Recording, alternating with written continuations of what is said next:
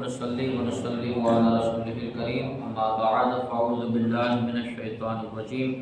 بسم الله الرحمن الرحيم ان الله وملائكته يصلون على النبي يا ايها الذين امنوا صلوا عليه وسلموا تسليما اللهم صل على سيدنا مولانا محمد وعلى ال سيدنا مولانا محمد وبارك وسلم صلاة وسلام عليك يا رسول الله صلی اللہ تعالی علیہ وآلہ وسلم۔ اللہ تعالیٰ نے حضرت عیسیٰ علیہ السلام کو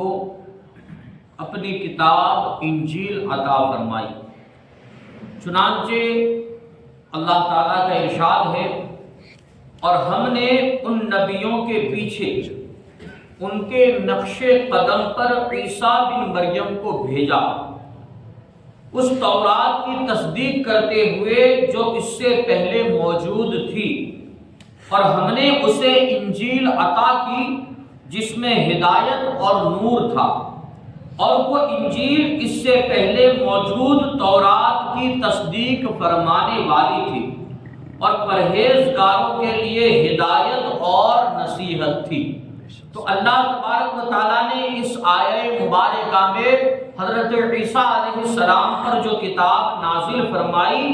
انجیل اس کا کیا ہے ذکر فرمایا کہ انجیل وہ کتاب ہے جس نے اگلی یعنی توریت کی کیا ہے تصدیق فرمائی، یعنی اس کی حقانیت کی گواہی دی۔ اب حضرت عیسیٰ علیہ السلام جہاں جسمانی بیماریوں کا علاج کرتے تھے، وہی حضرت عیسیٰ علیہ السلام روحانی بیماریوں کا بھی علاج فرمایا کرتے تھے۔ حضرت عیسیٰ علیہ السلام جسمانی مریضوں کو شفا دینے کے ساتھ ساتھ روحانی مریضوں کا بھی علاج فرماتے تھے۔ چنانچہ حضرت سفیان بن عیینہ رحمت اللہ تعالی علیہ سے مروی ہے کہ حضرت عیسیٰ اور حضرت یحییٰ علیہ السلام دونوں کسی بستی میں جاتے تو حضرت عیسیٰ علیہ السلام اس بستی کے برے لوگوں کے بارے میں پوچھتے اور حضرت یحییٰ علیہ السلام اچھے لوگوں کے بارے میں پوچھتے۔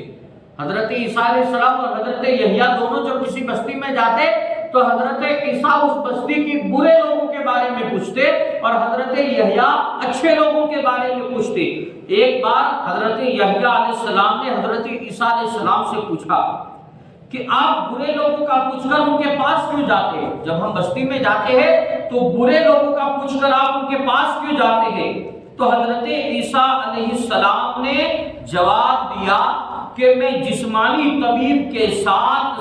اپنے گناہوں کے ان مریضوں کو توبہ اور نیک اعمال کی تلقین کر کے ان کا علاج کرتا ہوں۔ اگر کوئی گنہگار میرے پاس آتا ہے تو میں اسے اچھے عمل کی تلقین کرتا ہوں اور کیا ہے اسے توبہ کی طرف راغب کرتا ہوں، پھر کیا ہے کہ اس کا روحانی علاج بھی کرتا ہوں۔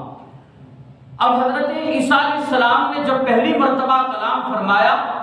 بچپن کے عالم میں،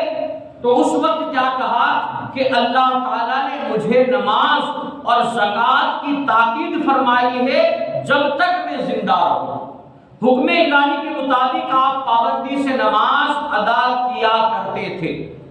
اس کا تذکرہ نبی کریم صلی اللہ علیہ وسلم نے بھی فرمایا۔ چنانچہ حضرت ثوبان فرماتے ہیں کہ رسول کریم صلی اللہ علیہ وسلم نصف النہار حقیقی کے بعد نماز پڑھنا پسند فرمایا کرتے تھے۔ ام المومنین حضرت عائشہ رضی اللہ تعالیٰ عنہا نے عرض کی یا رسول اللہ میں دیکھتی ہوں کہ آپ اس گھڑی میں نماز پڑھنا پسند فرماتے ہیں، تو میرے نبی نے ارشاد فرمایا کہ اس گھڑی میں آسمانوں کے دروازے کھول دیے جاتے ہیں اور اللہ تعالیٰ اپنی مخلوق پر نظر رحمت فرماتا ہے، اور یہ وہی نماز ہے جسے حضرت آدم، حضرت نوح، حضرت ابراہیم، حضرت موسیٰ اور حضرت عیسیٰ علیہ السلام پابندی سے ادا کیا کرتے تھے۔ نصف النہار کے بعد جو نماز ادا کی جاتی ہے وہ ظہر کی غالباً نماز ہے، جس کے بارے میں کیا ہے تذکرہ آیا ہے۔ اور رہی مال زکوٰۃ کی بات تو یہ حضرت عیسیٰ علیہ السلام پر فرض نہ تھی، زکوٰۃ دینا حضرت عیسیٰ علیہ السلام پر فرض نہ تھا،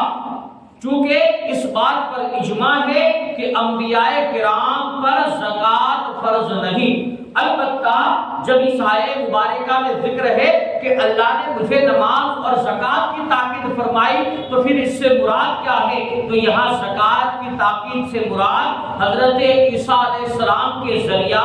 آپ کی امت کو زکوٰۃ ادا کرنے کی تلقین کرنا مراد ہے۔ اس میں حضرت عیسیٰ علیہ السلام کے لیے حکم نہیں ہے، بلکہ حضرت عیسیٰ علیہ السلام کے ذریعہ امت تک یہ پیغام پہنچانا مقصود ہے کہ تمہیں نماز کی بھی پابندی کرنی ہے اور زکوٰۃ کی بھی پابندی کرنی ہے۔ رب قدیر کی بارگاہ میں دعا ہے اللہ تبارک و تعالی علم دین سمجھ کر اس پر عمل کرنے کی توفیق عطا فرمائے۔